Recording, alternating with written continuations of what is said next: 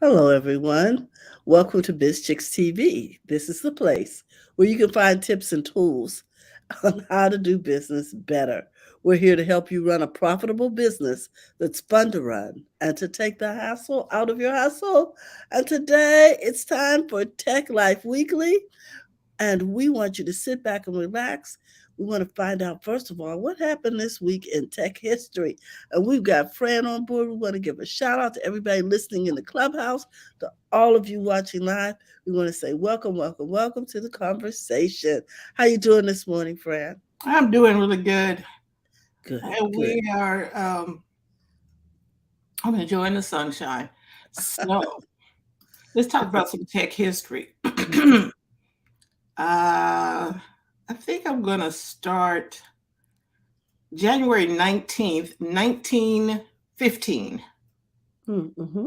The neon lighting tube was patented by Frenchman George Claude in 1923. George Claude and his French company Claude Neon introduced neon gas signs to the United States by selling two to a Packard car dealership in Los Angeles for $1,250 a piece. Neon lighting quickly became a popular Say fixture. what? Yeah, How much was it? $1,250. That's a lot of money in 1915. Right. Wow. So the Okay. Packard Car Company must have been okay.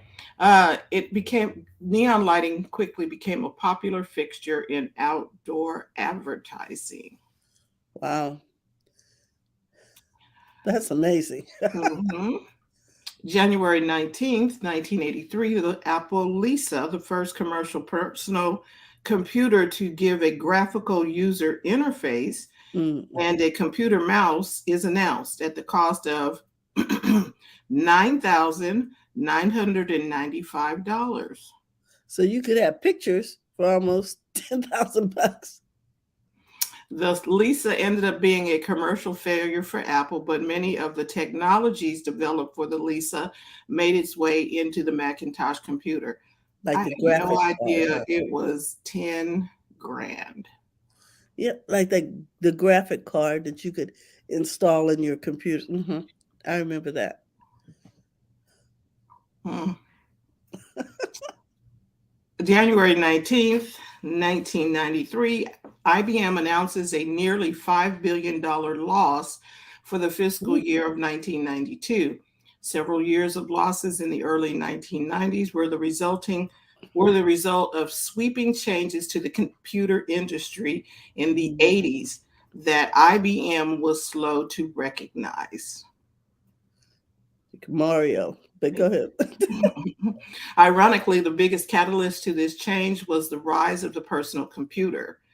IBM helped create the most popular personal computing platform, but lost control of the platform to Microsoft and IBM compatible clones of their original design. Mm, The monster that they created in the PC industry nearly caused their own collapse. One indicator of this shift was the phrase "No one ever got fired for buying IBM" was replaced with "No one ever got fired for buying Microsoft." IBM oh, wow. eventually reorganized its business, focused on its core strength, and has recovered. Mm. Okay, y'all gonna like this one. BlackBerry was introduced January 19th, Oh 1999. my goodness. RIM introduces the BlackBerry. The original BlackBerry devices were not phones, but instead Mhm. were the first mobile devices that could do real time email. They looked like big pagers. Remember, they were, uh, yeah, they looked like big pagers. Um, and this happened in the author of this post said that he visited the BlackBerry production facility in Waterloo, Ontario, Canada. Mm-hmm. And he heard that the BlackBerry name came from the similarity that the buttons on the original device had uh, the same surface of a blackberry fruit. Mm-hmm. Okay.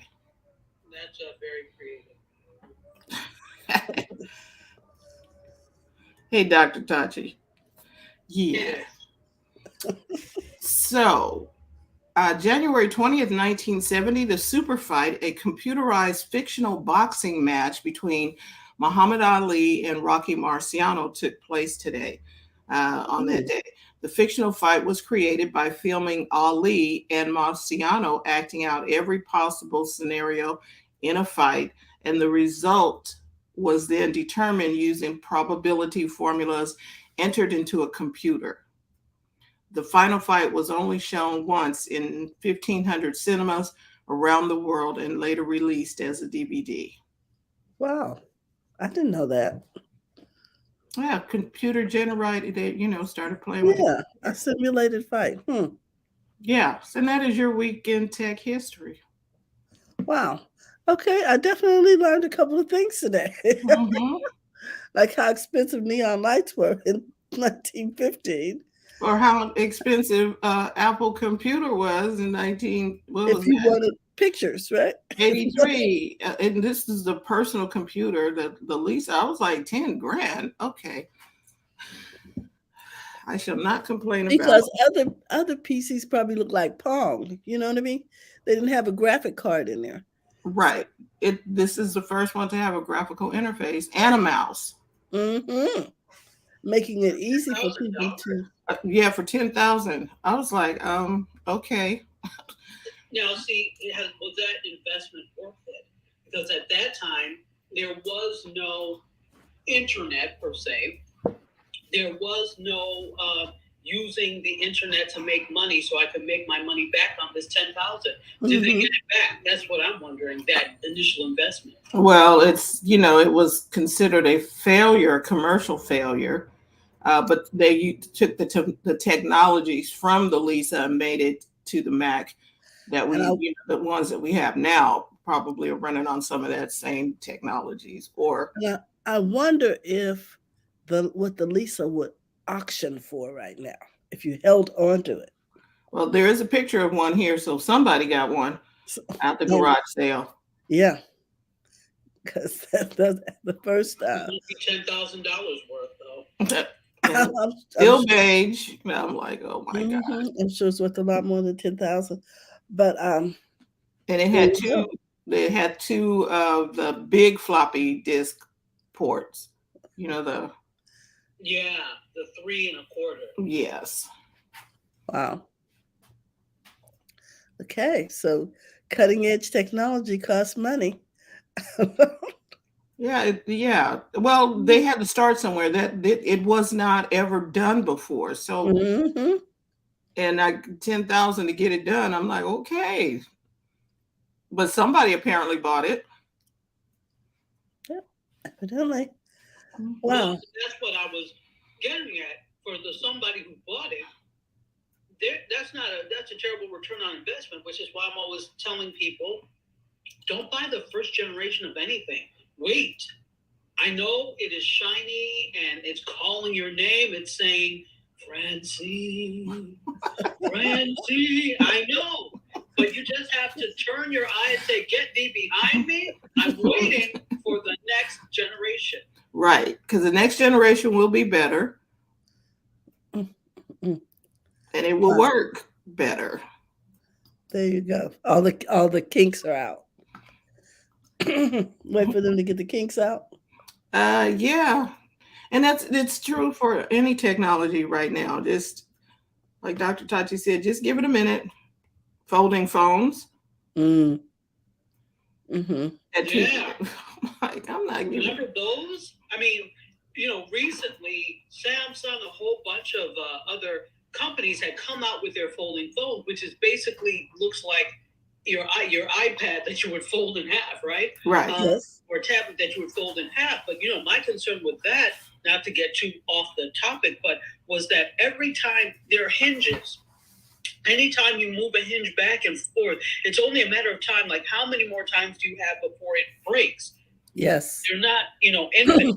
And so with technology that intricate and expensive, I would go for something where the screen actually folds. So, that's why you don't see many people with it now. Right. And the $2,000 price tag does not help. Yeah, Mm. $8,000 more, you can buy a Lisa.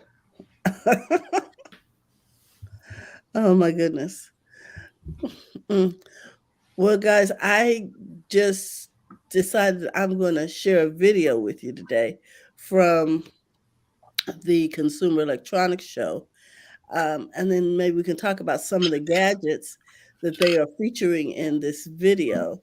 So while you're doing that, I'm going to cue up this video. Hmm. We And like gadgets and I stuff. know, we love it. I love it. I love it. I love it. So let's see if we can get this started. Let's check out the best gear and gadgets. First up is the Eufy X9 Pro. Now, this is another smart home vacuum cleaner. Got all sorts of tech built in to help it navigate your house, but it'll both sweep, it'll be vacuuming and mopping your home.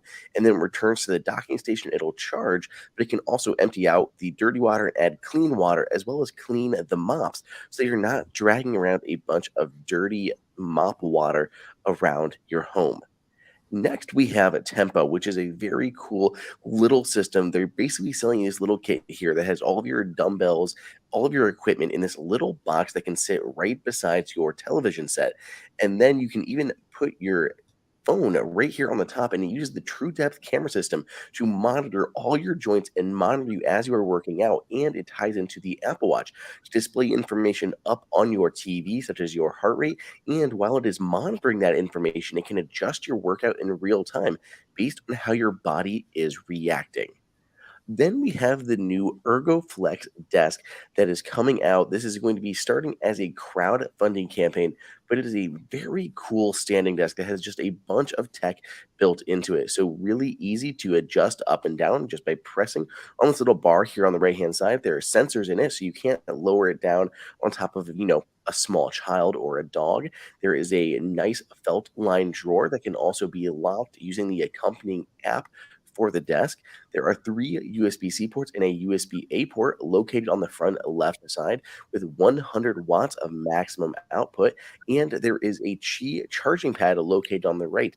But not only that, this charging pad will raise up and then rotate towards you, allowing you to see your phone while you are working. There's a bunch of different finishes for it, just a very cool standing desk. Now, Trova has shown off some of its products in the past. Notably, this is the Trova Home. But what's unique for CES 2023, you can actually buy this thing now. This was previously announced but not available to order. That has changed. You can pick this up for yourself. It's got all sorts of things. It has a seal around it so it can stop any smells from getting out. There are dual USB-C inputs on the inside so you can charge any of your gear or gadgets that you put inside of this smart home safe. It'll connect to the Trova app so that you can see its location and any tampering or movement or the humidity inside of the safe itself. iAudi is here at CES 2023 showing off their new MagSafe chargers. Now, these are official Apple certified MagSafe chargers, so full 15 watts of car charging. And they have this built in active cooling. So there's a fan in the back. So at temperatures around 73 degrees, it's 20% faster than a standard charger, and even faster if the heat gets higher. GE is back at CES with their Sync lineup. So first is their new dynamic effects setup. So there are several different lights inside of this dynamic effects line. So there's little bulbs, there are light strips. The light strips can even be changed to different shapes, which is very cool. I love this little effect they have here around the door frame. Looks amazing, but there's a bunch of different addressable zones, lighting effects, sync to music, all of that kind of stuff. The bulbs, these guys can also display multiple colors at once. It's a little hard to see because it's so bright, but 4 different colors can be displayed at the same time on a single bulb, which can create really cool effects inside of your home. But they've also received Matter certification on their standard A19 bulb and their smart plug. OtterBox has their new Otter Grip cases. So this is kind of like a pop socket, but without the need to remove it. So it pulls out of the back of the phone. It can rotate 360 degrees. So you can hold it at any angle that you like. When you're done, it pushes flat against your phone and at all times retaining full MagSafe compatibility. So just use any MagSafe power bank, stand, charger, whatever it is that you got. Just pull this out when you need it and push it flat when you don't. I love this. I think this is going to be a very popular case from OtterBox. The next people I stopped by was Ember. So Ember creates these great coffee cups, and what's new this year is they've integrated Find My into your coffee mug. So not only is this mug going to keep your coffee, your tea, your hot chocolate warm for you, but now you'll never be able to lose it because it'll have a built-in Find My tech. Then I stopped over at Tyfer. Tyfer had a few products to show off, starting with their sous vide machine. This is very cool. I love sous vide, and they've tried to really rethink the sous vide experience. So it does come as a whole setup here so that everything is included, and it connects to their smartphone app where you can look through different recipes, follow along, all of that. But there's also a built-in screen on the device itself. Now, they've included like everything, including reusable bags and a vacuum sealer to go with it. The vacuum sealer is magnetic and just clips onto the back of the thing. Then there's these little weights that can clip onto the bags to keep them weighted down in the bottom of the sous vide tank. When you're ready to cook, you can look at a bunch of different recipes on the device itself.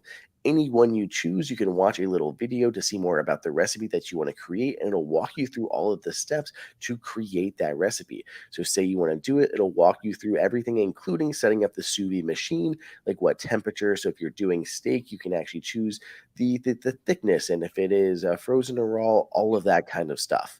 They also have a new probe thermometer out. So this thing is incredibly fast, the fastest and most accurate one on the market. It's able to get a reading in less than a second, which is faster than those from ThermalWorks, which is the kind of the big player in that space. Eve announced several new Matter advancements for them, including more products that they're going to be updating soon. But they had a couple new products to show off, including this new ability to upgrade your existing roller shades. So if you have roller shades at home, you can buy this upgrade kit. This just slides inside, and these little wings here at the back, these will expand to fill up your inside of the roller shades, allowing you to retrofit shades you already have with Thread and smart home technology. Then Synology. Synology has a new NAS out. This thing is very cool. I love it. So it's a 2-bay NAS. You can use the 3.5-inch or 2.5-inch drives. As you can see, the model number is DS723 Plus. What's unique about it too is there is an optional 10 gigabit power or Ethernet adapter card that you can put in the back. Doesn't come with it, but you can add that on there. And on the bottom, there's 2 slots for NVMe media that you can use as an additional drive on your NAS. So this is very cool. Lots of cool tech built into the new NAS from Synology. So that's basically it. Those are my favorite things that I found here at PepCom at CES 2023.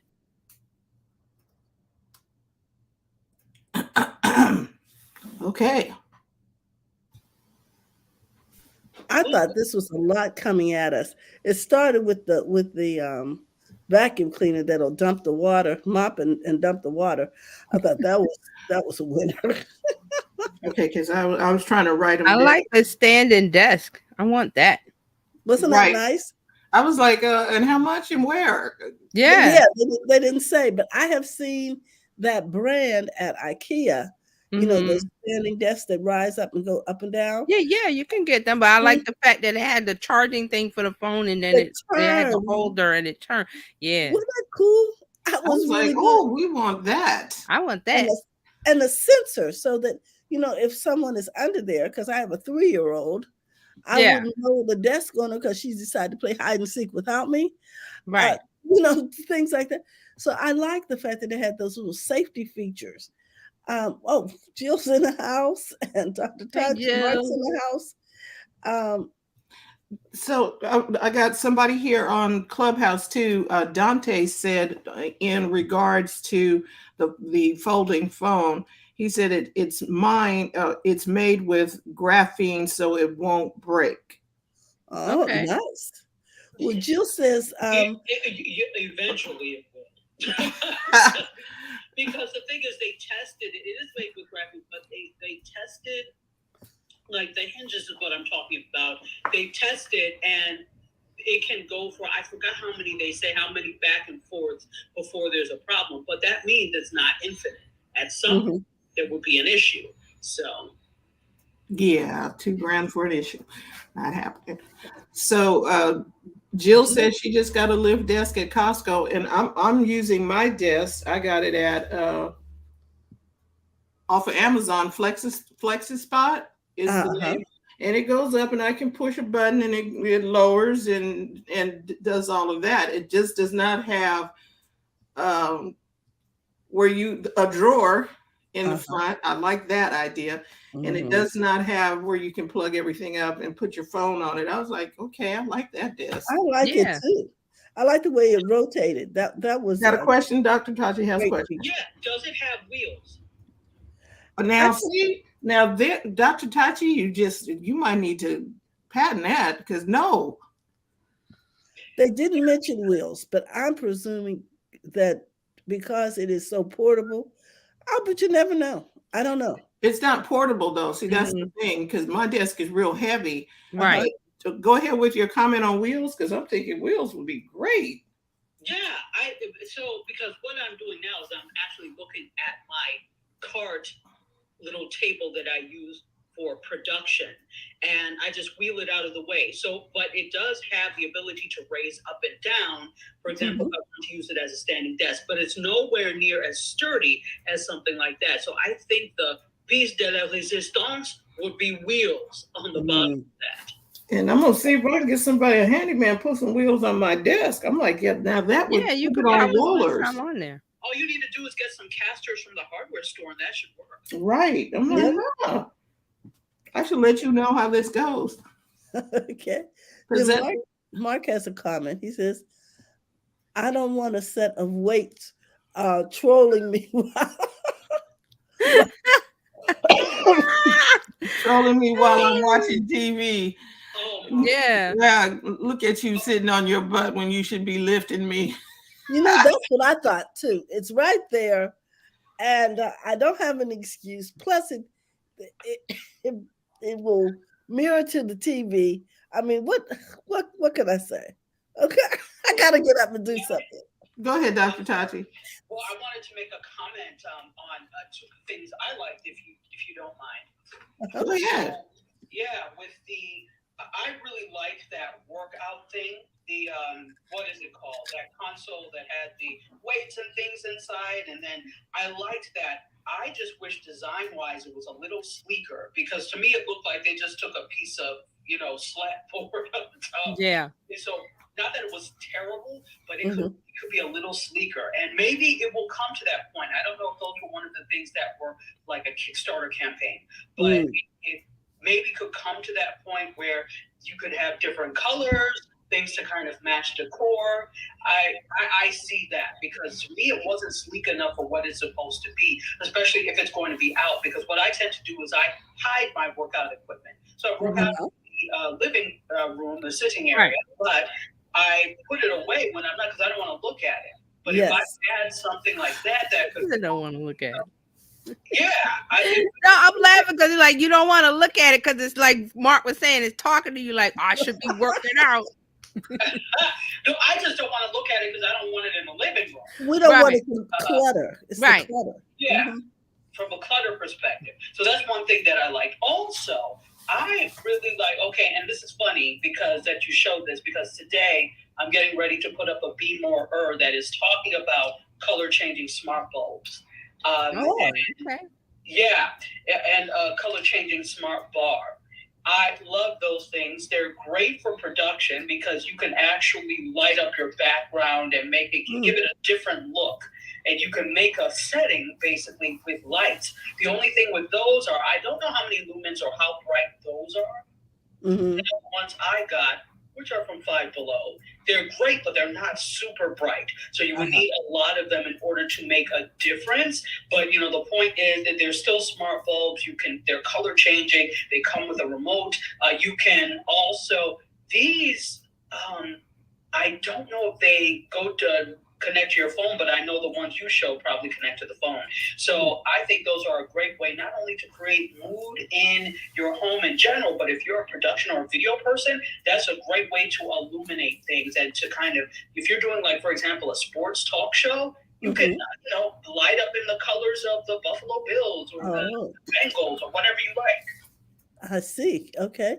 Or yes, or if you're celebrating a certain event, holiday, etc., that's connected to a color, then you could, Yeah, and even just the popular thing now, if you look at a lot of YouTube videos, the popular thing is to have your video, obviously the background would be slightly blurred or the bokeh or shallow depth of field, and then you light up things in the background with purple and like fuchsia are those popular colors to do. So you see that a lot on tech videos where they're explaining things, also videos where they're talking about making video and film and things and displaying new cameras. Panasonic does that a lot. So it's very interesting. It's a cool, inexpensive tool to use to have a different looking background. Right. wow. Right. Okay. So go ahead. Let's get Jill's comment. She says, now there's an app to find a coffee cup. That's one thing I've never lost before. You know, Jill, when I worked for the government, sometimes I would take my cup to another person's desk, or if I was meeting with my boss, I might set it down because my hands are full of folders when I leave. And I could not, I'm like, what? and I'm going to say something about the Find My system. It's genius because I have the AirTags for my wallet, for my the Find My system is used for your wallet. You could, whatever you put an AirTag on, you keep up with stuff. Like you left your wallet and it was last seen at wherever you were. and so having your mug, because like if you get a mug from or a coffee thing from Starbucks, it's going to cost you almost $30 for the thing, right? Got it. So you kind of don't want to have to keep buying one. So that mug with the Find My in it is good. So you're not paying over and over again for something and losing it. Like, okay, where did I leave it? Because people are not giving it back. Right. No, because they're pretty too. But I thought that was good. That whole thing, and I like the vacuum. I was like, wait, what? It vacuums the floor, it mops the floor, and then it empties itself. I'm like, well, okay, how much is that? And is that available? Because I have a vacuum and I have a mop, but I have to change the little pads and I have to empty the vacuum. I want one of those. Well, they also have. Go ahead, Dr. Tachi. Well, to add to that, because I think that's amazing. Again, I'm always looking at the small little things, which could not be a small little thing. So, when they do the whole charts with how many calories are burned doing different things like gardening, housework, that type of thing. If you're already the type of person that doesn't do anything anyway, you need all the physical activity you can get. So I think, because it makes it easier. Who wants to deal with that, all the time? However, I also look at the other end of it where we get so little physical activity that if that's really all you do for the week because you're so busy, you probably need that little bit of it. But, me, I'll take the automatic water dumping for 200 Alex. Well, listen, I also saw a video for a autonomous driven lawnmower.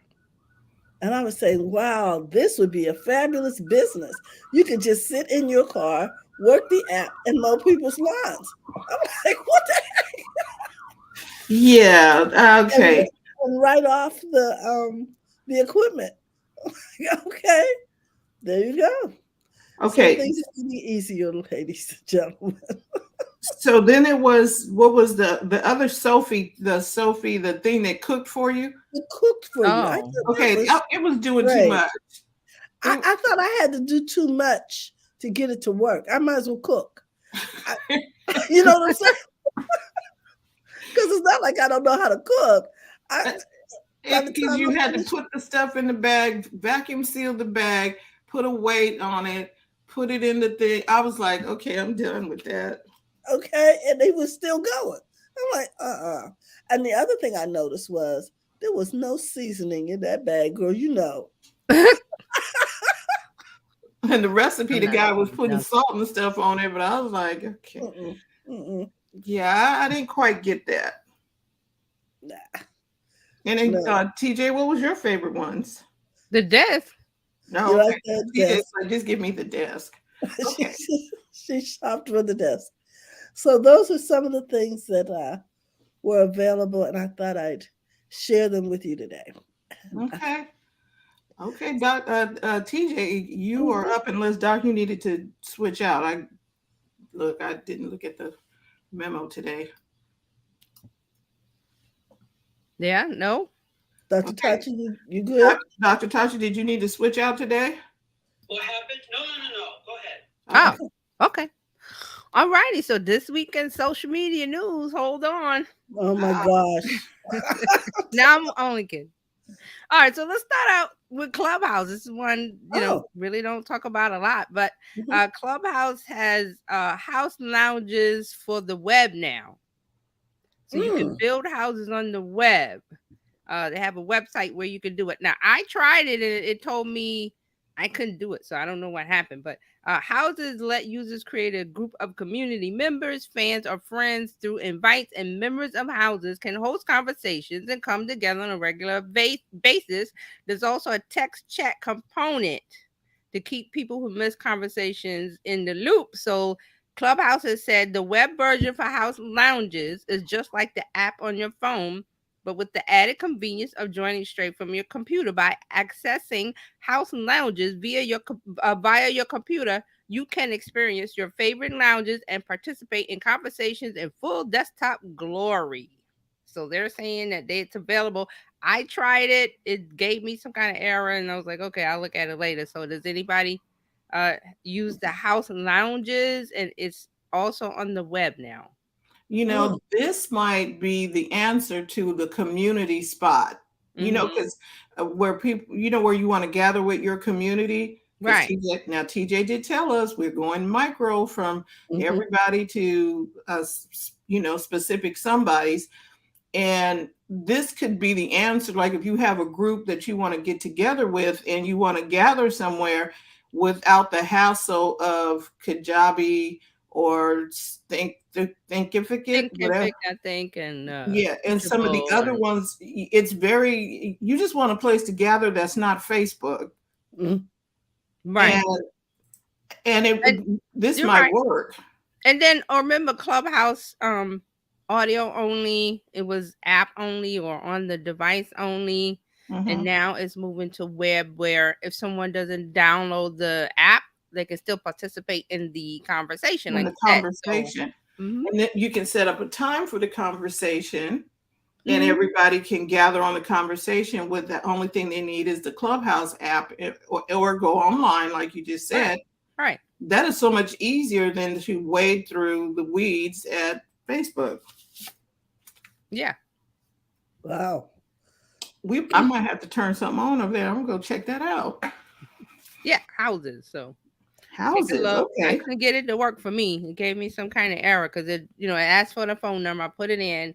Then it said, "Oh, put the it texts you a code." I put the code in. Then it said something like, "Oh, you're not allowed to do this," or it's like, what? Okay, I'll come back and look at this later. You got to see how that works. Yeah. So I was like, okay, but if you try it, let us know. Well, Mark has got a comment. He says, is the conversation residing both on the web and in the app? That's a good question. I would guess probably yes. I would think so. Because I'm thinking that the web version is for those who don't want to download the app or don't have the app. And like Fran says, you say you're on Instagram, you say, hey, I'm having a Clubhouse conversation. Join me at such a time. Here's the link. instead of them downloading the app, which a lot of people don't want to do, or they've removed it. So would it work like a podcast call-in show? Because there's no video. Well, I don't right? know, because I was trying to get in to I hear see, you. and I I'm couldn't sorry. get in. I couldn't Okay. get in, so I have Yeah. no idea. So somebody else needs to try it. Okay. If you need the link, do you need the link? Well, it just says I'm down here. It says scroll for more. I had it open. Let me see if I can go. Hang out with friends, meet and get Clubhouse. Let's see. Oh no, I did some other things. Scan to download. Let me see. Let me see. Let me bring up the link. Did I copy it? I hope I did. No, I did not copy it. I think if you do, just do a search on Google for Clubhouse and it'll pop up. It's I could do that while I'm telling you guys to do it. That's how I found it.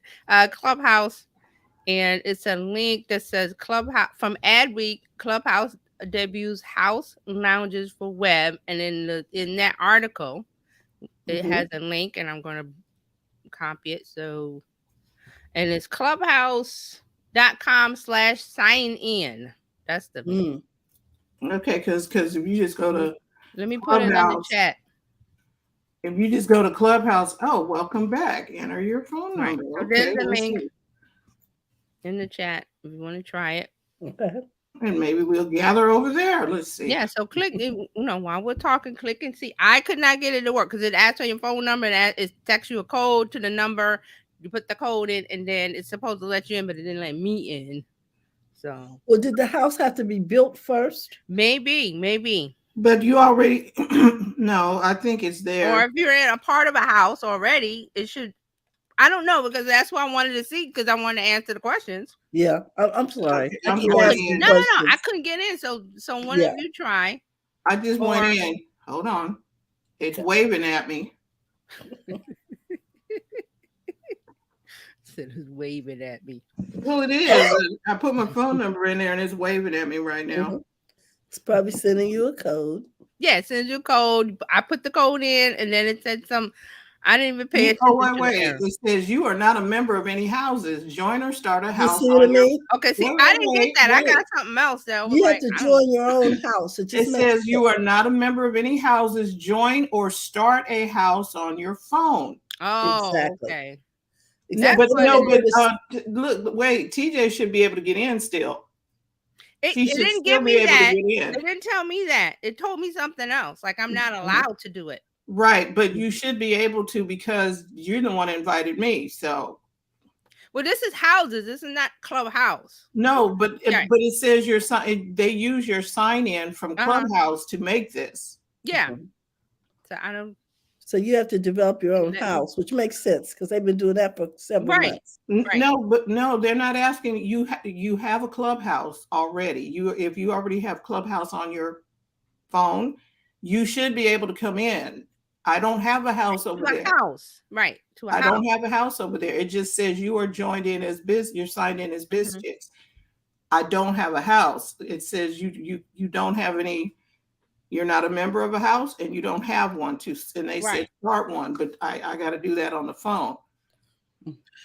So Terry, could you, and TJ, you can go on, Terry, but I need you to do like we did last week and take over the call. Okay, hold on. Let me mute myself. And I'm going to mute myself as well. Go ahead, TJ. No, while I was doing that, I did it again. It's my thing. It doesn't let me in. It says your account is not eligible for web access at this time. Please log in with the app to learn more. That's when I put my code in. I don't even get in. And are you on?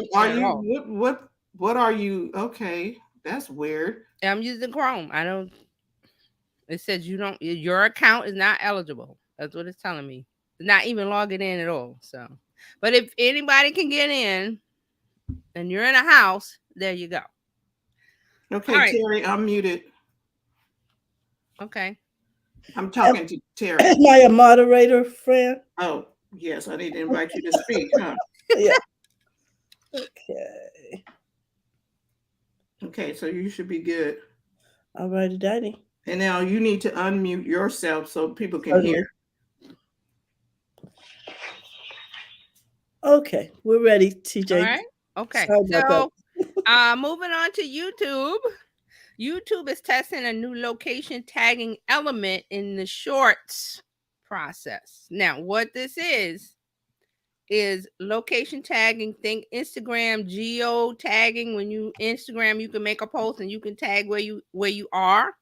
This is what's coming to YouTube Shorts. So YouTube is helping users add more context to their short clips with the addition of location tagging when you upload it. So you'll be able to say, I'm in, I could say I'm downtown Manhattan or whatever. I don't know the specifics of it. Maybe I could put a street, but it works the same as the tagging in Instagram, just to give you an idea how it works. So they're saying, YouTube is saying currently location tagging is only available on the Shorts metadata editor post upload, meaning that creators can retroactively edit their Shorts metadata and add location to it. Now we're experimenting, giving creators the ability to add a location to their Shorts during the upload process on mobile. So they specified on mobile. So remember, this location data, people can use it and tap it to have local, you can see an area where those clips are being sent if you put that in. So it's good for local SEO if you're a business. Okay. You'll be able to get your content in front of more people if they tap that location. And it doesn't have to be in your short. It could be a location tag in another person's shorts, but it's the same as yours. So when they tap it, that's how it works on Instagram. You tap it and you get to see all of the posts around a location. All right. So this update is currently in testing with selected YouTube users, and we shall see when it rolls out to everybody. But what they're saying, as far as I understand, I haven't looked at it, is that you can go in now and go and edit your previous shorts to add location data. Now, they're not saying if you could do that on mobile or desktop only. I haven't investigated that, but I will. Okay. But this is a good thing for think SEO, think local SEO for this option. So you see YouTube is constantly adding little drips of things for shorts because of the TikTok situation. We'll talk about that in a minute. Yeah. What YouTube is doing is getting ready, but we'll see. Okay, let's Instagram. Instagram has added something called quiet mode. It helps you take a break from the app if you need a break. So they announced this week. It's a new feature called quiet mode. It aims to help users focus and set boundaries with friends and followers. This is how it works. When the option is enabled, all notifications will be paused and the profile's activity status will change to in quiet mode. Now, there was a screenshot of it. When someone goes to your profile page, there's your circle, your avatar, your circle with your picture or a logo, your name, and then right below that, it'll say in quiet mode. So if someone sends a direct message while you're in quiet mode, Instagram will automatically send an auto reply notifying the sender that quiet mode is activated. So they're saying that they're pitching this as a tool to help with studying for teens, prompting teens to turn on the feature so they can, get off of Instagram and do their work or do whatever they have to do. So this tool is rolling out to users in the United States, UK, Ireland, Canada, Australia, and New Zealand, and they plan to add it to more countries in the future. Now, if you follow Adam Mosseri, I think that's how you say it. I don't know how to say his name. He's on Instagram. He's the CEO of Instagram. He will put a story up or a video or something explaining it, and I saw that he did this for this, but I just like I don't even have time to listen to his little clip. I just looked at it and I'm like, I'll come back to it later. So he does explain any update that comes out on Instagram. It will come from him. And he will put it on his page, his profile. Also, if you follow Instagram for business, I think they will put stuff there too. Go ahead. Okay. I think this is an effort for them to absolve themselves of all the criticism on the parts of parents and lawsuits about these apps hypnotizing kids and forcing them to do things on the app. Yes, I agree. And I've said this before. I'm like, as a parent of a teen, I'm like, I bought the phone. We pay for the phone. I can say, show me this, let me see that, do this, do that, remove that, and I do it. But the parents said don't. If you pay for the device, unless that kid has a job and they pay their bill, that's my opinion. But I know they have to put these tools in place to help those that can't do that. But that's what you should do, because they're a minor. They're under 18. You get to dictate and control what they can have and what they can't have, depending on the level of, that how you're taking care of them financially. That's my thought. But I know others don't think that way.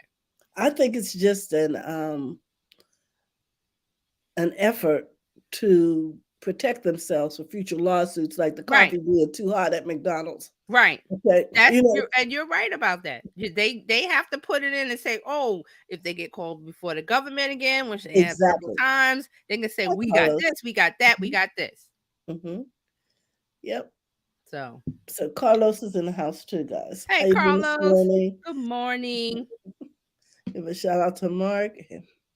All right, so that's. Oh, sorry. Go ahead.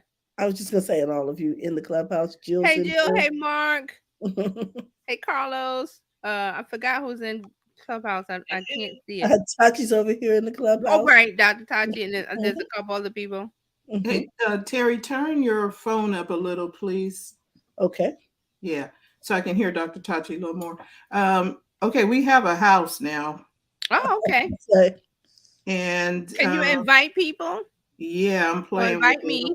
Yep, I shall invite you to the house. And then I will attempt to try it again. Let members give invites. All right, guys, hold on. We are doing some testing in real time. Oh, Carlos says he's available to chat today. Oh, I can. Thank you. I add founding members who would be a great addition to. Okay, let's go. Stand by, Terry. You're gonna be in the house. There you are. And right, let me put my code. Did it send my code? So anybody else who want to be in this house, y'all need to tell me now, and I'll start adding names. Okay. Raise your hand. Welcome to District Steve Review My Houses. Okay. I need my code, which it did not pop up. Oh, there it is. I got tired of me. You are asking for too many codes. Again, it doesn't. No. Okay, I'm still getting an error. Verification code. Oh, sorry. I'm in too many houses. Oh, Terry, are you up in a bunch of houses? Yes. Hold on a moment. Hold on a moment. Let me go back to Clubhouse. I'm waiting for my code. When I went into that house, it was just a little much. So wait a minute, is the other room still open? Yes. Oh, okay. I didn't know. Okay, I didn't know we are doing all of that at the same time. Let me mute myself. Okay, you guys should be able to still talk. Go. Turn up Dr. Tachi. I think we're okay, Dr. Tachi. We can hear you. That's why we do Tech Friday. We get to play in the sand. Yep. I'm waiting on a code. I'm not sure whether or not I'm in the lounge or in the clubhouse now. You're in the house because they asked when you have your room or whatever, and I just put Fridays at 8 a.m. So whatever. But Dr. Tachi, we're in the house. Yes. Now let's see, who else can I add to this house? Because I had to come out of one of them because it was just too much. You didn't have to come out. You could have just stayed there. There was echoing going on. That's because my mic was open. Oh. My mic is fine now. So is Dr. Tachi, can we still hear her say something, please? Better. Turn your volume up, Terry. It does take time. There you go. So give yourself grace, exclamation point. Okay. I can hear her now. So you need to keep your phone close to your, like right down by your laptop. It's fine. It's sitting on my laptop. Is that close enough? I think so. Dr. Tachi, you're in the room. Let me see who else. And my volume is at Am full. I in the room? Yeah, I see you now. Yeah, But you is that the house or the room? That's the house because I'm not This is in the the house. I'm not in the room. But the Oh. room could be going on inside the house. So there's a house, and then you can go into a room, like Oh. rooms of a house. Okay. There's a Okay. thrill up on the hill. Let's go. Let's go. Let's go. I am like, what? Okay. I get it. Okay, so I have an invite link. I'm gonna copy the link. I'm gonna put it in the chat. So anybody want to get in the house? All right. So Dr. Tachi just left the house. Let me go open the clubhouse. You don't have to open the clubhouse, Terry. Leave it alone. You're good where you are. Well, there are no mics open over here. Let me open my mic. Uh-oh. There I go. Let me put my sound down. See, that's why I'm not in it, because I'm hearing echo. So I left the room. Okay. So yeah, because you're always gonna get that little tail end echo because the phone don't go all the way down. But anyway, I put the link in. Anybody want to join the house and be one of the founding people of the Biz Chicks and Tech Divas house? You all have a link in the chat. Okay. Okay, so now I'm going to try it on the web. 812. So Dr. Tachi says, where am I supposed to be? Oh my See, that's God. what I'm saying. I'm confused.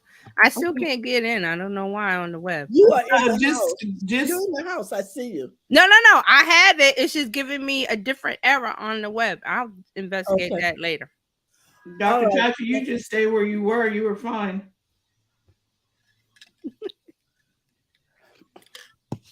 So now we have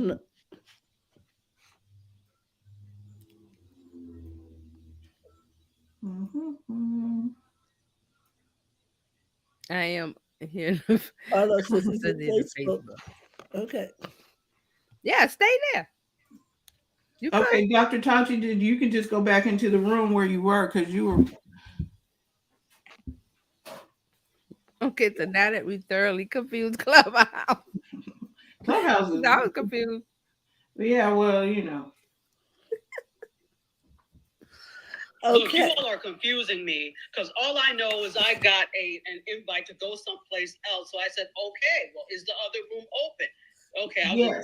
Yes, the room is open and we can hear you. Okay.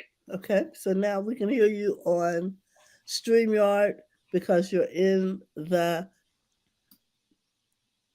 house. Think of it as a sorority house. Okay, think of a house just like a regular house. You walk up to the front door, you're in the house, you take a right, and now you're in the living room. Okay, you are there. Okay, so when you open your mic, we'll be able to hear you. All right. Okay. All right. Are we moving on now? Yep. Yep. Okay, so let's move on to Meta. Meta is rolling out a centralized account setting for Instagram and Facebook and Messenger. They're making some kind of centralized hub. I don't know why they already have something like that. It's called Meta Business Suite, but I don't know what Meta is doing. They're rolling out a new account center that will allow users to manage their preferences across all their Meta accounts like Instagram, Facebook, and Messenger from a centralized hub.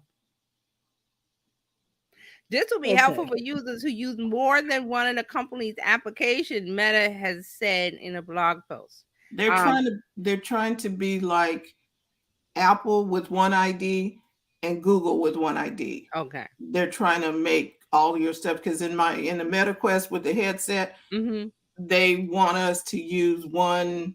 Gotcha. One ID. So they're saying this is good for things like personal details, passwords, and security, and ad preferences will now live in a centralized place. So it will be easier for people who use multiple apps to manage their settings. Now, I'm assuming they're going to include WhatsApp in that too, but they didn't mention WhatsApp, but I'm assuming they will put it in there. Well, that makes sense. And and so from Meta, they've signed a deal with Shutterstock over usage of content for AI creation tools. Now, Shutterstock is a stock photo site where you can go buy images and video clips. Mhm. So they are doing a deal with Meta that will enable Meta to utilize Shutterstock's library of visual and audio content for its AI tools. Mm. Okay, so this is from Adweek. So Adweek has said that Shutterstock says the expanded partnership will allow the two companies to bring new creative offerings to market, built on Shutterstock's ecosystem to compensate and connect contributors to creators, and enable Meta to use Shutterstock's expansive content library to develop, evaluate, and train its machine learning capabilities. All right, so Mhm. one thing about this is I noticed and I read that Getty Images has launched a legal action against Stability AI, that they created Stable Diffusion and this over alleged misuse of its content to fuel Stable Diffusion's models to create the images. And we talked about that before, that the AI tools that specifically you use for images, there's some stuff going on in the back where, you know, some of the artists, I know another thing, some of the artists are getting ready to do some kind of class action lawsuit against who, I don't know. I'm just, these are things I read that because of the copyright, and they're using these artists artwork and stuff as a basis for this AI tool image generation. So there's some legal stuff going on with AI in the background that's simmering, and this is like a part of it. So just look out for that. Because, and the one thing that I see with people with these AI tools, they're just running wild and free, thinking, oh, this is the greatest thing ever. It's going to be free. There's no copyright restrictions. They can just do what they want. And that's not how it works. You're going to get caught up. People. Just saying. So be careful. Just saying. People are running wild and free with this. It's everywhere. It's all people can talk about. And I'm like, okay, remember, there's copyright restrictions and copyright laws, and where these images, what's the basis for the image? It's already been created by a real person who may or may not have given their consent. And you don't know. Wow. Just saying, just pull back a little. Okay. Well, you know, if I can add, this is exactly why, you know, people, there have been this discourse or these conversations saying that, oh, well, the age of original art is over. This really threatens artists. No, it doesn't. Because at the end of the day, what you're getting is an amalgamation of a lot of different things found across the web, and not the heart and soul per se of an artist when it comes to that. That doesn't mean that there are not artists who use AI to help with it. Absolutely. But I think that we need to stop thinking that it's going to be one or the other. Both can coexist. I like that. Right. But there's some artists that they don't want their art to be used at all based on, you know, the copyright laws and things that's going on. So it's kind of getting kind of murky, but I agree. The tools are here to stay. It's just, we talked about them. They're used as a jumping off spot to your creativity. That's the best way to use them. So we shall see. And again, she's right, because it's not going to replace the artist. Some of that AI graphics image stuff, I'm like, that's horrible. You've seen the ones where the people's faces, they can't use a person's face, so it looks like a nightmare from Scream or something. It looks crazy. But there's some people that just use it as is, and I'm like, no, you can't put that online and share it and thinking it's wonderful. It's not. Carlos has a comment, a great one, because he's an artist. Carlos is an artist. You want to put it up? Yeah.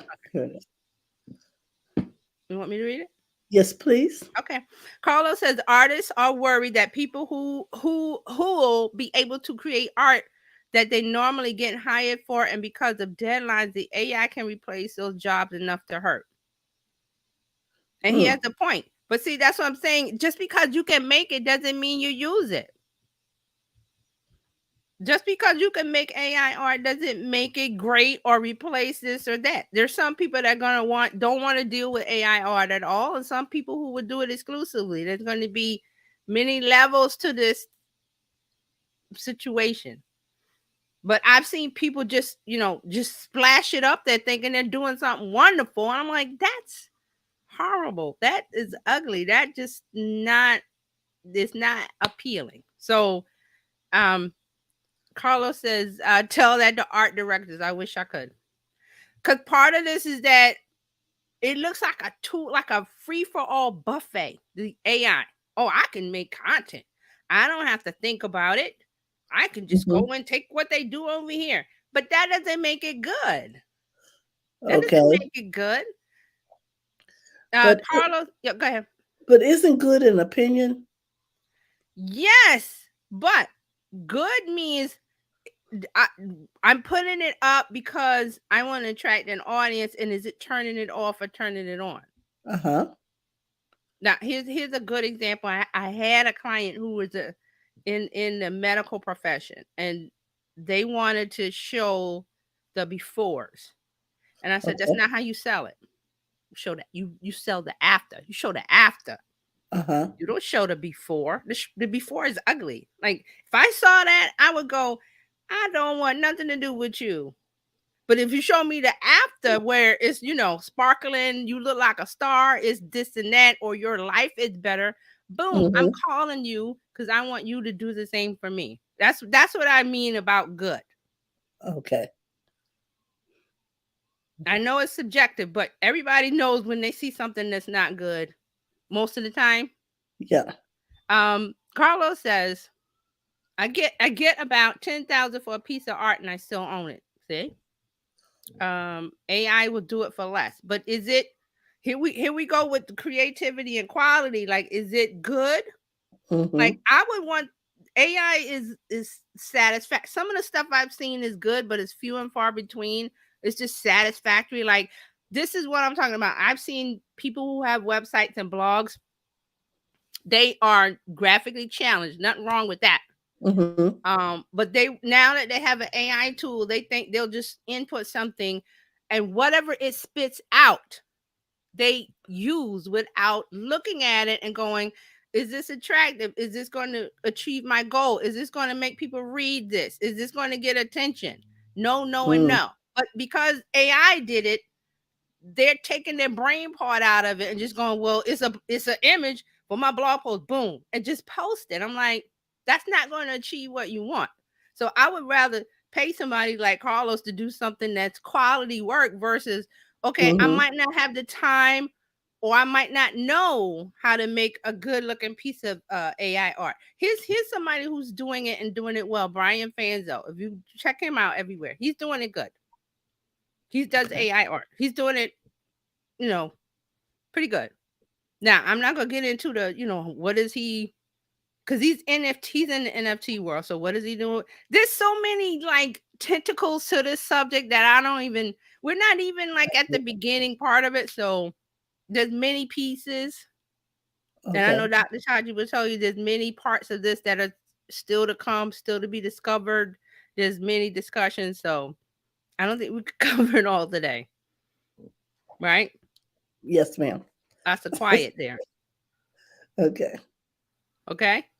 We'll move on.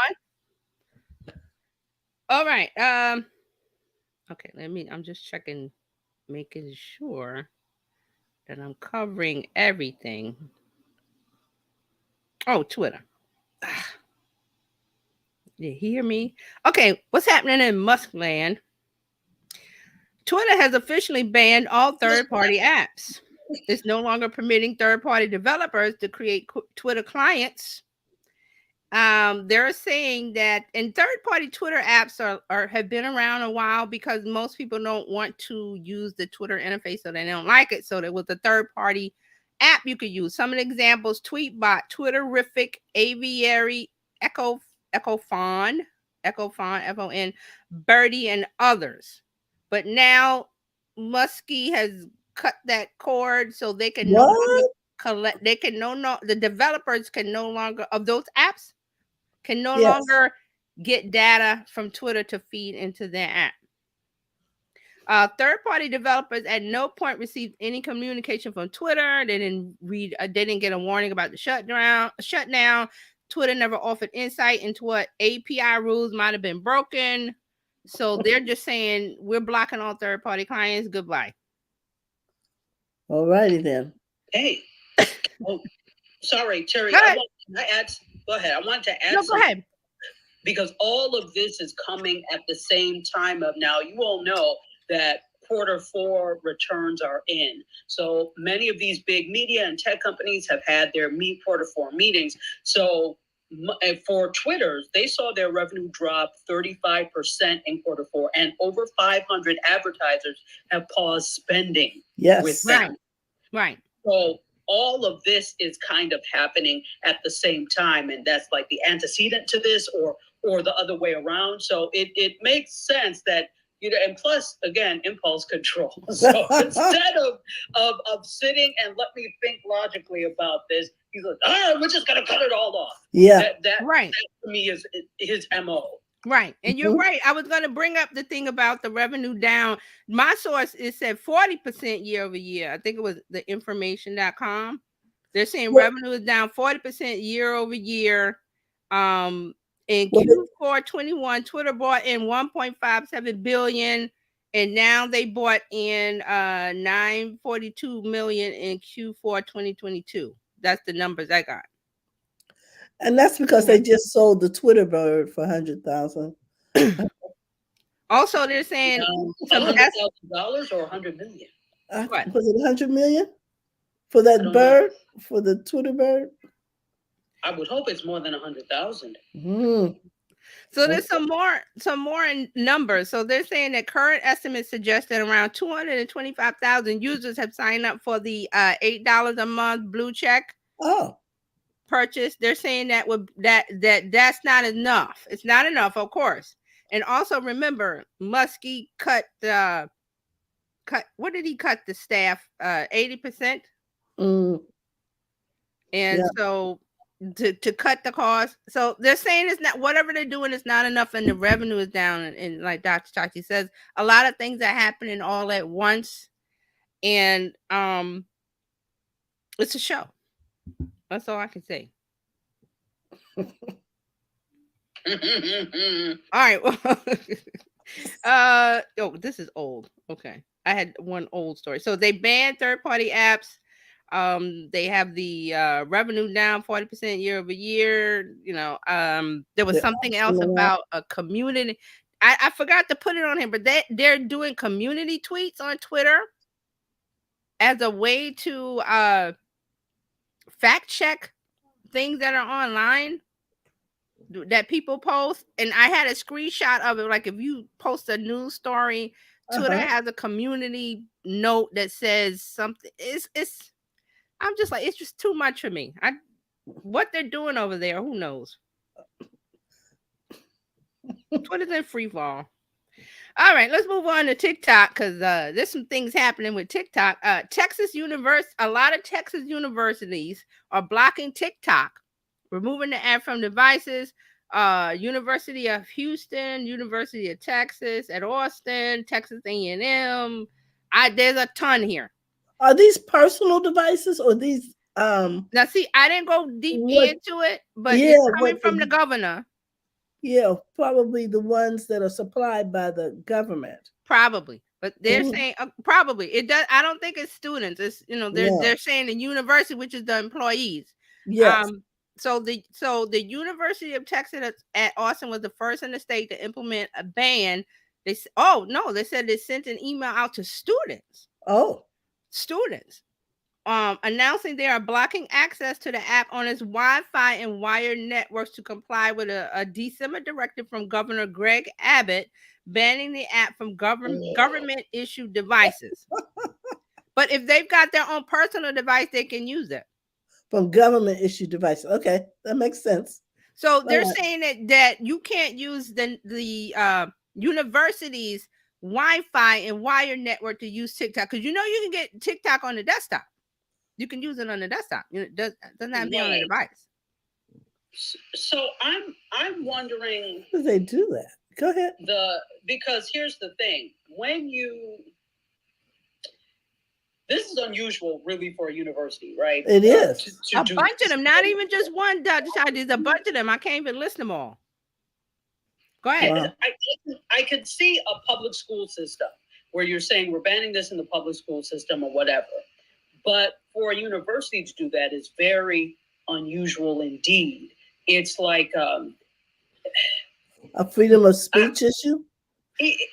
Well, but remember, this is Texas. Remember, this is Texas. Texas has they operate as their own country.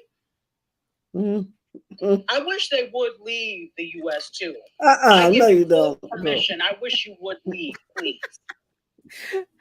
Okay, now we're getting into politics.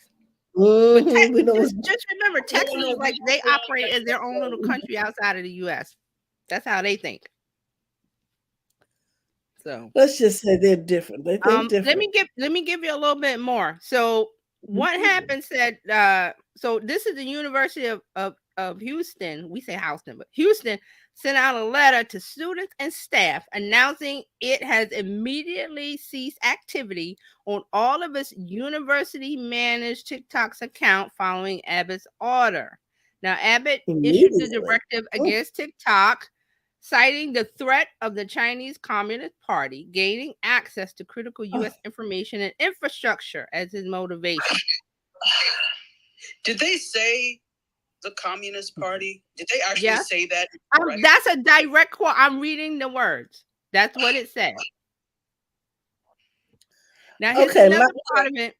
Let me give you one more piece of it. A growing number of universities across the country have also banned the app on devices connected to campus networks, including Auburn University, that's in Alabama, University of Oklahoma, and schools within the university system of Georgia.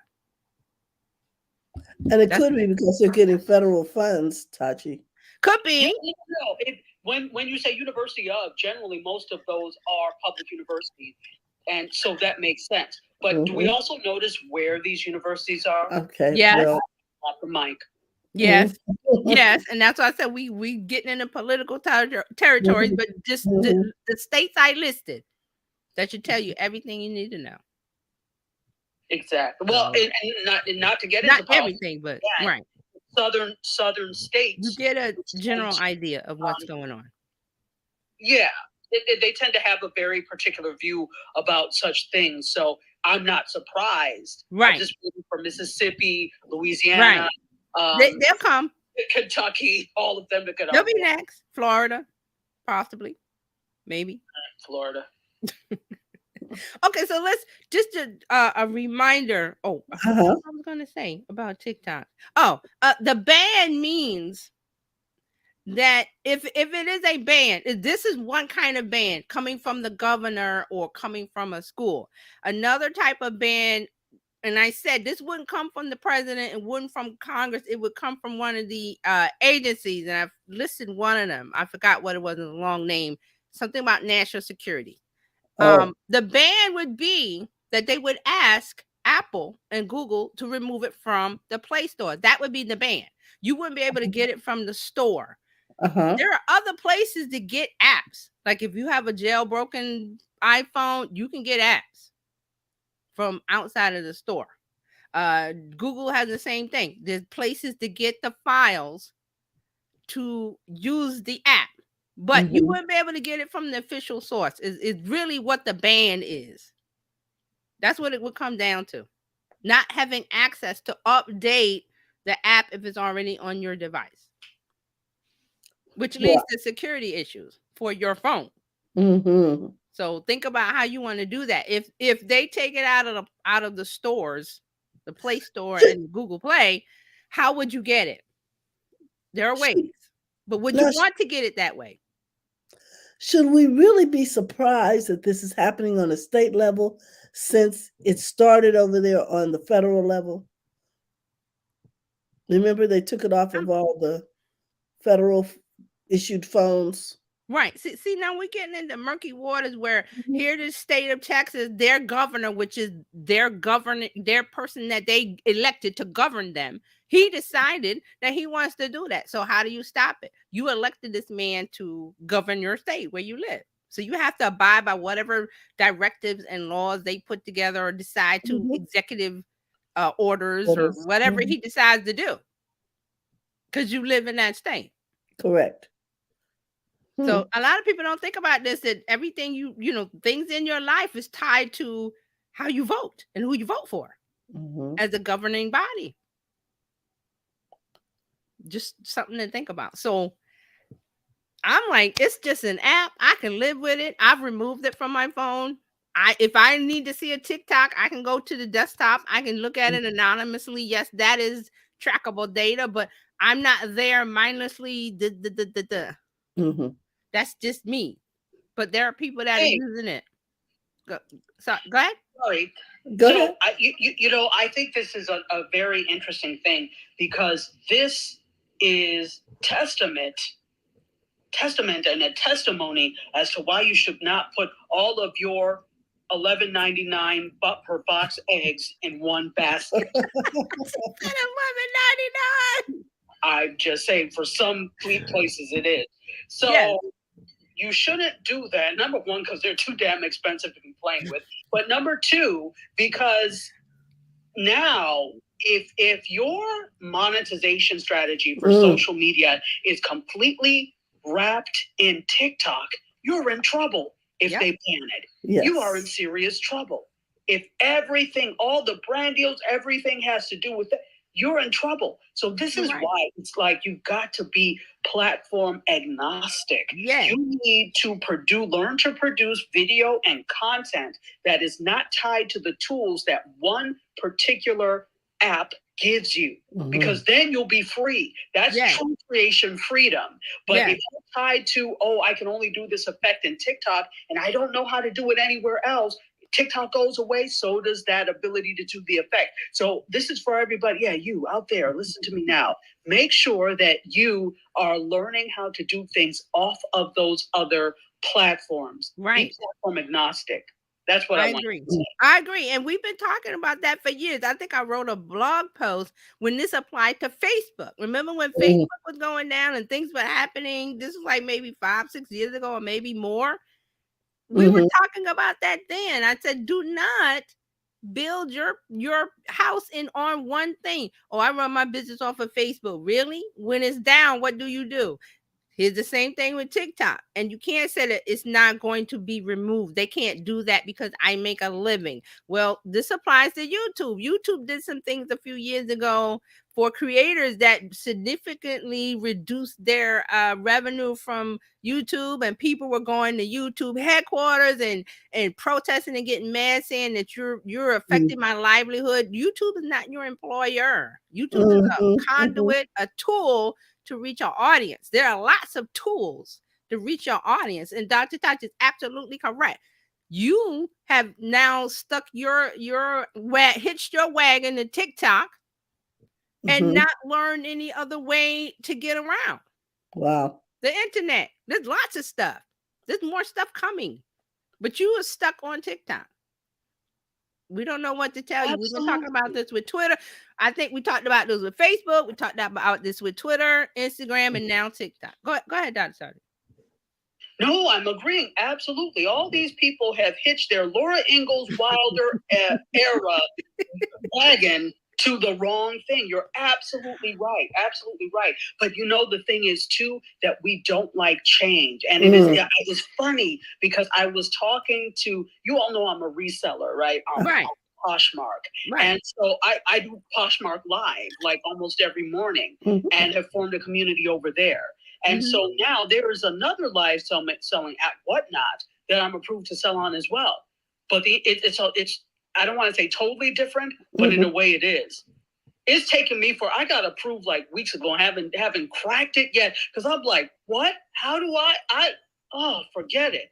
So, there are some things like that you don't have a choice, where you can't be platform agnostic. You have to do what the platform dictates. But where you have control, that's what you got to do. Exactly. There are many roads to the destination you want to go to. It TikTok is just one route, one highway. And if they shut that down, you're traveling on the interstate and they shut it. Where do you? Well, you got to reroute yourself. You have plans to do that. You have geo location tools that help you with that. So you don't go, oh my God, what I'm going to do? I'm just going to stick right here on the highway and not do anything. You go, well, I got to go over here. Wow. So I mean, it's you have to keep it moving. To me, it's unprecedented. Like the Twitter stuff, unprecedented. It hasn't happened before. It's happening now. The Twitter ban, or if you want to call it the Twitter removal, I like to say, people are saying it can't happen because I make money with it. I use it to fund my life or pay my bills or what. I'm like, well, baby, you're gonna have to reroute that. You have to reroute that. Wow. And they're not willing. Like Dr. Tati said, they're lazy and it's an easy tool. Well, it's about to get uneasy in a minute. And uncomfortable, yes. I'm just saying, be ready for the change. That's what we talk about here. It's like giving you information that you're ready for the change. It's Biz Chicks every day to the Tech Friday. It's information for this is what's coming, guys. What are you going to do if it happens? So don't say anybody didn't warn you. Yeah. We warned you. We're warning you. So not to scare anybody. All right. So one more thing, and then we can get to Dr. Tati. TikTok must follow coming EU rules or they're going to face a ban. So a top European Union official says TikTok has to comply with upcoming content rules or face a possible ban. This is Internal Marketing Commissioner Thierry Breton said it's not acceptable that users of the platform can access harmful and sometimes even life-threatening content within seconds. And he says with younger audiences come great responsibility. So ByteDance, which is the owner of TikTok, they have to do more or change or something because they're allowing they're spying on journalists and the company is transferring personal data outside of Europe. So now over there, remember the EU has different laws. So they have a Digital Services Act that says companies must comply with by September 1st. And they're saying internet platforms will have to face a long list of content moderation rules or face fines as much as 6% of their annual revenue or be banned in EU countries. That's what's going on over there with TikTok. See? There we go. And that is just social media news update for the week.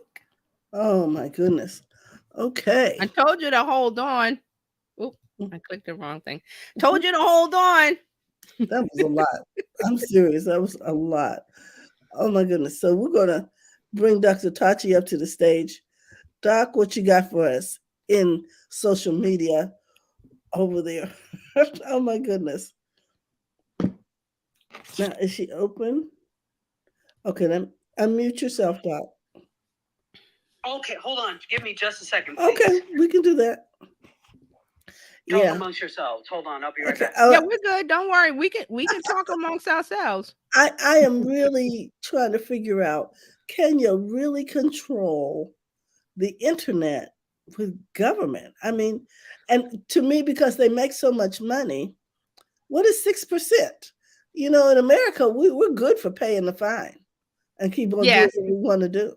Is it cheaper to pay the fine than to pay all of it? Alphabet can afford it. Microsoft can afford it. A couple others can afford keep it pushing. So I don't know if that's really going to be effective. Well, that's their rules over there. So I'm talking about if they'll really get changed because we Americans will pay the fine and keep it moving. They'll always take money. So friend. Yeah, so I just finished fine-tuning our house over there on Clubhouse.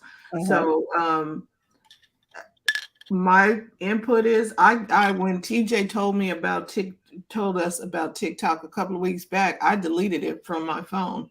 I was going to do a burner phone method. I'm like, I'm not doing all of that. I'm just not going to use it.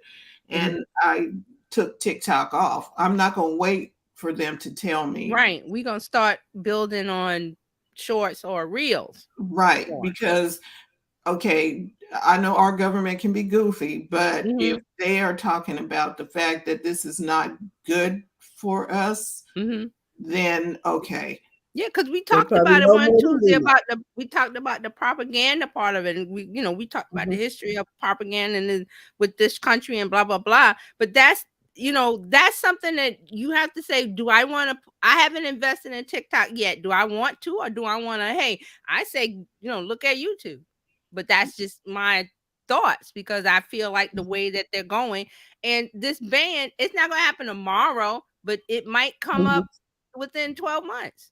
And you should already be ahead of the game. Yeah. You've been given information, and now you can choose to believe it or choose not to believe it, and pay the consequences either way. Mhm. I'm just Right. like, you know what? It is, and it takes something off my plate. It's one less place that I need to Right. be And on. 12 months is a lot of time for you to get established on YouTube. Right. You'll be a lot farther ahead. And YouTube is probably Absolutely. more likely to be there. They're not spying on you taking your stuff, but okay. Um,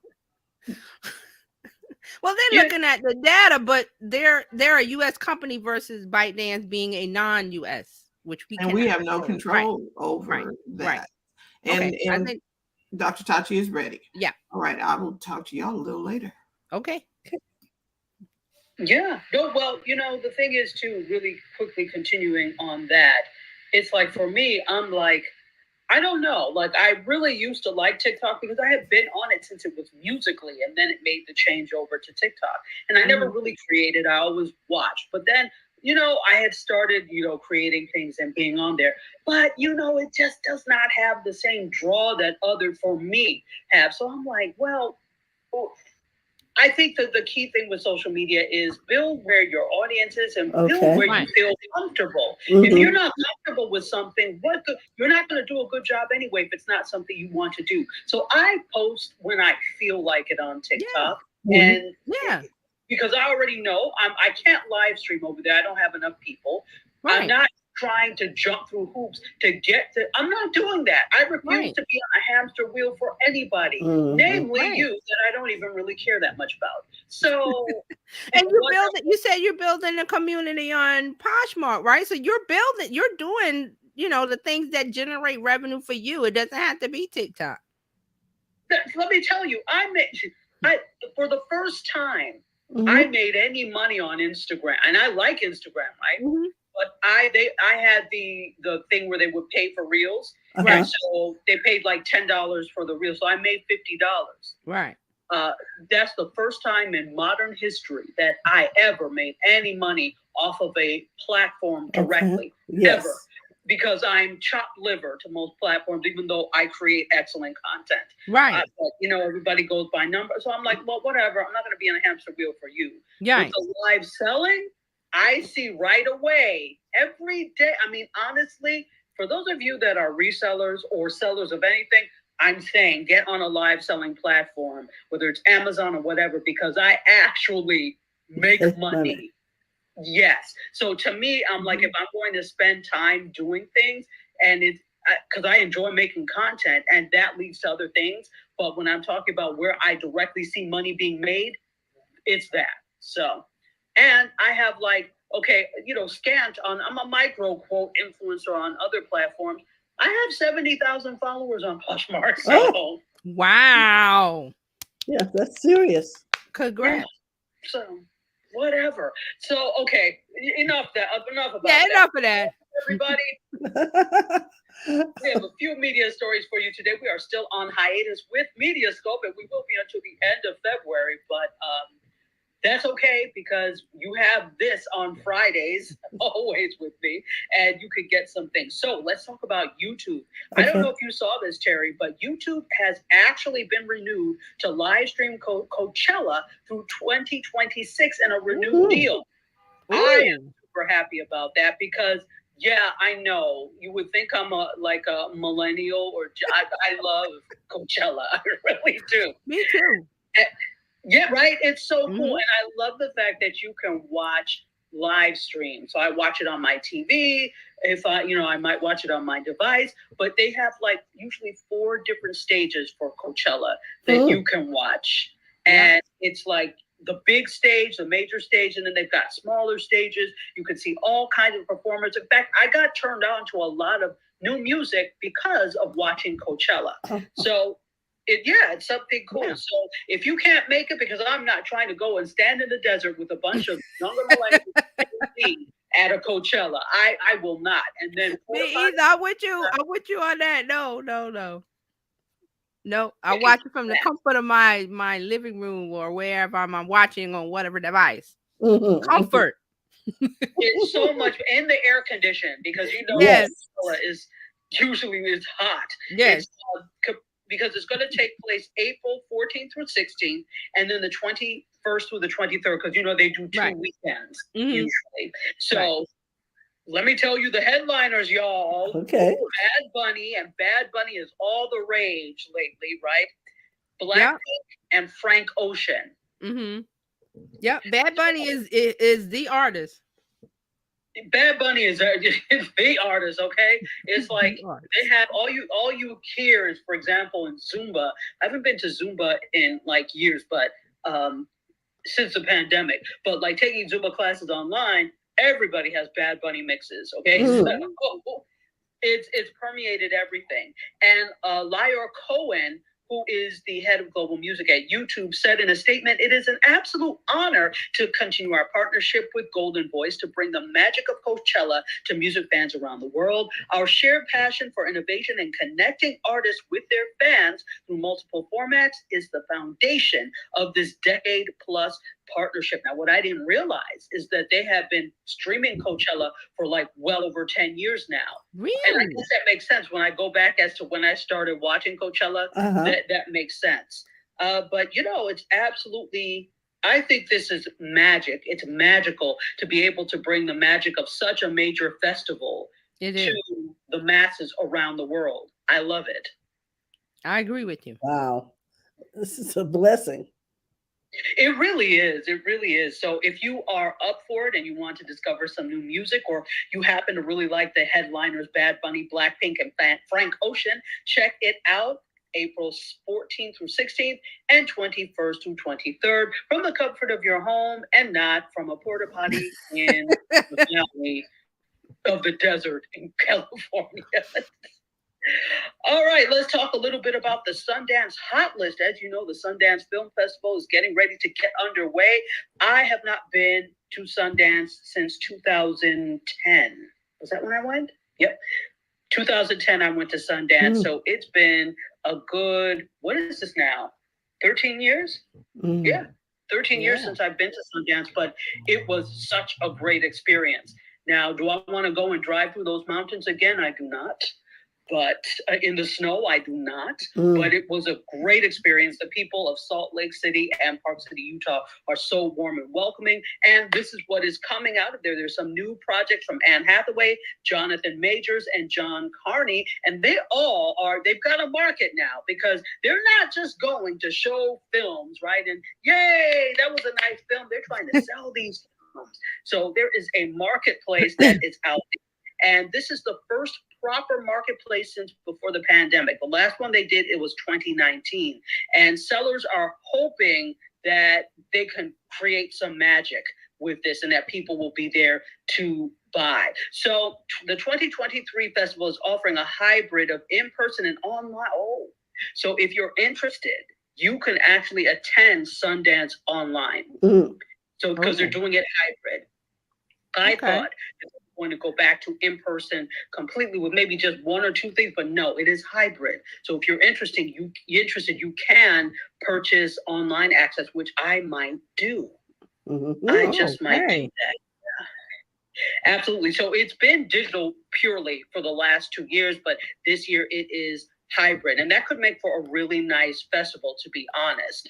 So the virtual festival still did produce major sales. Like 2021 Coda was the most noteworthy. That came out of the digital festival. But overall, the market has lagged.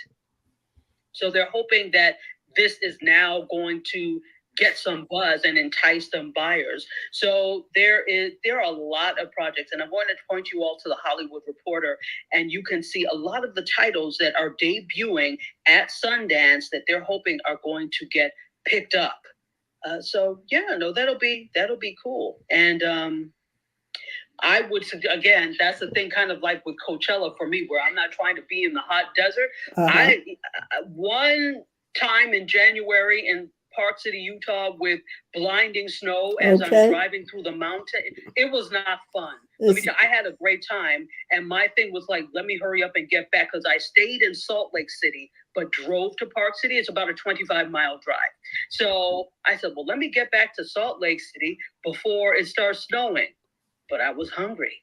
So I went to get something to eat. And before you know it, full on, almost blizzard, and I'm driving through these hideous mountains. I said, never again. Okay. Never again. So in any case. Can I ask one question about Sundance before you move on? I noticed today that there's a review out for the Little Richard documentary. Oh. And I was like wondering if we could see it online. That's a good question. I would think so. I would go to sundance.org, and not only could you can purchase the passes for the virtual attendance, but you can, what they had you do is, like, when you go to Sundance, I mean, there are packages you can buy, but you can actually, to be honest, you don't have, there are some things that are like completely free that you don't really have to pay for at all. Okay.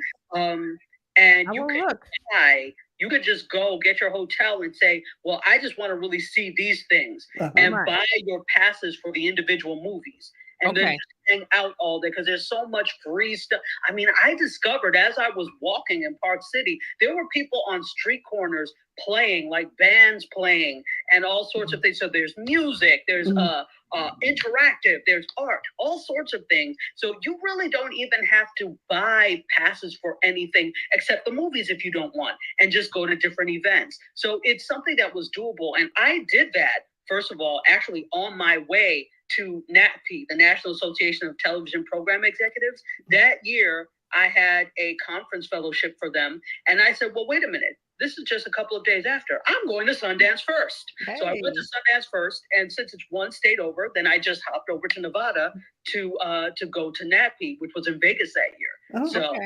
Yeah. All right. Yeah, so that's a way to do it too, conference hop people. And these festivals, again, you don't necessarily always have to buy full packages. If you say, I just want to see XYZ movies, I just want to go to this party, you can buy individual passes. Okay, good. Good to know. Yeah. So off of Sundance, on to Michael Jackson. Biopic in the works from Antoine Fuqua and Lionsgate. So the producer of Bohemian Rhapsody, Graham King, is going to produce this together with Michael Jackson's estate. We were all waiting for this. When is this happening? We knew there was the Broadway show of the Michael Jackson musical. We knew that was happening, but when was the biopic coming? And it's here. So the film is called Michael. The Hollywood Reporter that the film is called Michael. Okay. Very, very simple. Very clear. Go ahead, sorry. No, it's very simple, Michael. Just Michael. It's clear. It's clear because you know what? When you say Michael, you're either talking about Jordan or Jackson. Exactly. Both icons. There's not too much confusion there. So Fuqua said this in a statement: the first films of my career were music videos, and I still feel that combining film and music are a deep part of who I am. For me, there is no artist with the power, the charisma, and the sheer musical genius of Michael Jackson. I was influenced to make music videos by watching his work. The first Black artist to play in heavy rotation on MTV. His music and those images are part of my worldview, and the chance to tell his story on the screen alongside his music was irresistible. So this is going to be very interesting. Let me see if I can see. It doesn't say exactly when it's going to be released. There's no projection, but I will let you all know keep us when they get updated. close to that point. Okay. Yeah, because if it's from the people who did Bohemian Rhapsody, they did a good job on that. Oh, yeah, I enjoyed Bohemian Yeah, Rhapsody. that First was of all, I good. loved Queen Mhm. and Freddie Mercury. Yes, We adored definitely. them. Definitely. Okay. Yeah. So we'll look for that. All right. So there is a media startup called Semaphore. Okay, and Excuse me. they're very new. It's a news site. Now Okay. they got a nearly $10 million investment. Who did they get it from? Sam Bankman-Fried, the disgraced founder of the Yeah. FTX cryptocurrency exchange. What? Yeah. So Yeah. yes. So but Sam Bankman-Fried dropped money all over the place. Yep. With the stadium here, the stadium arena here in Miami with the FTX thing, they took it down. But he dropped money all over the place. So all right, you have all of this, and now what? So they said, the CEO, Justin Smith of Semaphore, said this: "We are planning to repurchase Sam Bankman-Fried's interest in Semaphore and to place the money into a separate account until the relevant legal authorities provide guidance as to where the money should be returned." So yeah, they got to give the money back. Mm. Yeah. So this is going to be interesting because I know it is not just them. He dropped money in a lot of different places. Mhm. So there are other companies that are reckoning with this. But I brought this up because they are a new media company. And with media, you need every little bit that you can get. So yeah, this is going to be interesting. So the company has signed deals of between 100,000 and upwards of 2 million with advertising agreements, adding that Semaphore is planning to generate at least 15 million in revenues this year through live events and advertising. So, all right, I guess they're going to bounce back, or they're looking to bounce back. Ooh. Okay. Yeah, interesting. Yeah. All right, let's see. I just have a few more. So, do I want to do this one? Yeah, let's talk Netflix. Speaking of Q4, Netflix beat Q4 subscriber growth target, but they had mixed financial results because of a challenging environment. So they edged to revenue estimates as well, but pressure on the earnings per share reflects a broader challenges in the streaming business, right? So they added almost 7.7 million subscribers during the fourth quarter, which means they've reached 230.75 million globally. You know what always confuses me? Why is there a point something of anything when you're talking about subscribers? How can you be a fraction of a subscriber? I don't understand. What are you counting? I need more information on that, Netflix. So this was ahead of Wall Street's guidance of almost 4.6 million new customers, and within the sight of 8.3 million that they added a quarter ago in Q3. So their revenue came in at 7.82 billion, just up 2% from the same period last year, and just below Wall Street analysts' expectations of 7.85. So just a little bit below their expectations.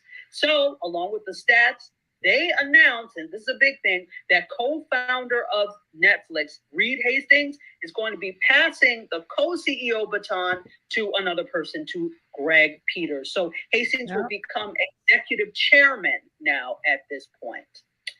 Yeah, watch what the executives do to know what the moves are going to be. That's all I have to say.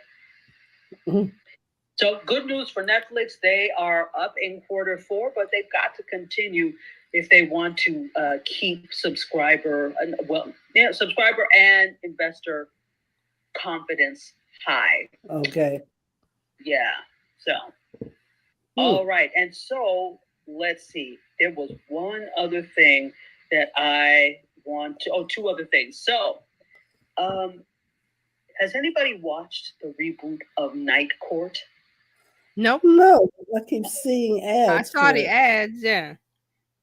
Yes, absolutely. So NBC is on a reboot kick apparently because they successfully rebooted Quantum Leap last fall. They were like, okay, we're gonna do something else, and so they are actually being quite prosperous with the mid-season rehoisting of Night Court. So this is interesting. So John Larroquette is back, as you know. Melissa Rauch is on the bench where Harry T. Stone would, because remember Harry Anderson, like the magician and actor, he's passed away, but she is playing the judge now, and it is on Peacock. The subsequent viewing or airing of this at 8:30 drew 7.2 million viewers. Really? That's not bad. Okay. 7.2 million. That's pretty good. Yeah. In the age of too much content, that's pretty damn good. That is good. Absolutely, absolutely. So they're all happy for that. So we'll see what keeps going on with that and what else they reboot, because the thing is, they're like, if this works, we could also reboot, I don't know, pick any cockamamie 70s show that didn't work.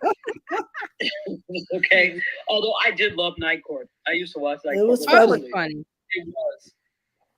It was hilarious. So you look for more reboots. When these things tend to work, the networks keep going for it. And finally, since I haven't done Mediascope in a minute, we need a today on What the Hell Is This? Yes. Yes. So, Mountain Dew is getting a little bit spicy with a limited edition Baja Blast hot sauce. Okay, now this may not sound odd to you unless you know what Baja Blast is. Have you ever had Mountain Dew Baja Blast? No. Okay, I have. I'm not a soda drinker. I'm not a Taco Bell goer, but I happened to have Baja Blast. They had it in Walgreens one day, and I said, Mountain Dew is the worst soda ever. But I'm like, I don't know. I'm intrigued. And if you're going to do a soda, it is tasty. I will say that. So that I don't do that often, but I said, okay, as sodas go, this is very tasty. So it's a soft drink. So now what they're doing is putting it in a limited edition condiment with the Baja Blast hot sauce. If you look at Baja Blast, look it up. It is like a turquoisey color. Okay. Think the ocean in Florida, okay? As a drink. But it mimics that same color in the hot sauce. I'm not impressed. I saw an article on this, and I glanced. I was going to come back. I didn't know what it was, but I saw Mountain Dew did something. It's a Baja Blast. Now, if you ask people, a lot of people really enjoy the taste of Baja Blast. At Taco Bell, they also have like a Baja Blast. Was it a slushy kind of thing, like a freezy, that type of thing? So it's a very popular flavor of soda at Mountain Dew, not Mountain Dew, Taco Bell, right? And they also do sell it in some stores. So often if you go to a Taco Bell, they say it will be, sometimes sold out because that's like the most popular one. So I guess it's so popular, they said, you know what we ought to do? Make a hot sauce out of it. So yeah. Wow. So for those of you that are looking for a little kick with your Baja Blast, there you go. That's deep. Okay. And it's blue. And it is a turquoise. Yeah. Yeah, it's not blue, it's turquoise. It's like a sea green, bluish. Like a sea foam. Yeah. I saw the story and I was like, okay, Well, there is a YouTube over here. Mountain Dew has something special for you. Yeah. Wow. And I don't know what to say. I saw something about Mountain Dew and I was like, what is it? And I was going to go back. Now I know it's a hot sauce that's turquoise blue. There you go. Which would appeal to people which would appeal to Taco Bell. People go to Taco Bell because they go there and they get the Mountain Dew. So, Well, okay. So is Taco Bell offering the Baja soft drink in their line of drinks too? Yes. Okay. Taco Bell, that's really, I think it was created initially specifically for Taco Bell. Oh, okay. right. Because you don't find it anyplace else but Taco Bell. And like I said, you can find them periodically in places like Walgreens, etc. So, but now they've teamed up with a hot sauce company to make the Baja Blast hot sauce. Again, who told you that they wanted this? This is what I'm wondering. Well, some people just like to try new stuff.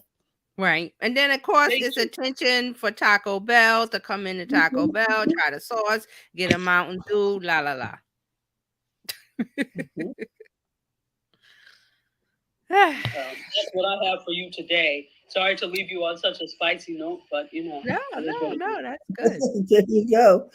Such a spicy note. Okay.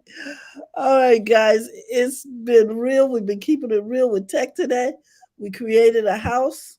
Did we create a house or a lounge over in Clubhouse? A house. Anyway, We made a house in Clubhouse. it's the house. This is the house, and the house don't move. I used to go to Westinghouse High School. They said, this is the house, and the house don't move. So, guys, find us over there because the house don't move. We love you. Thank you so much for all that you do, TJ and Dr. Tachi.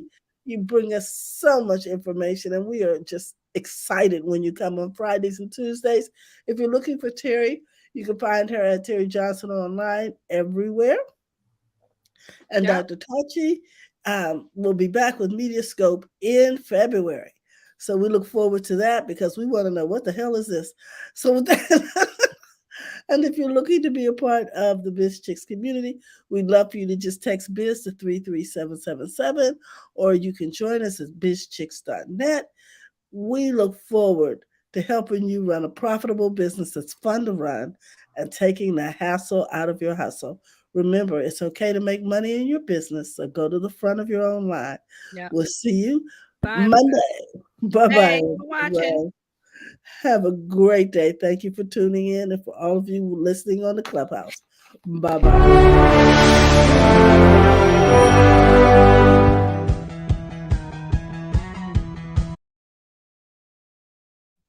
Okay. We're still live. I know I am. Oh, let's go ahead and end the broadcast. Thank you. On Clubhouse. I'm live. Live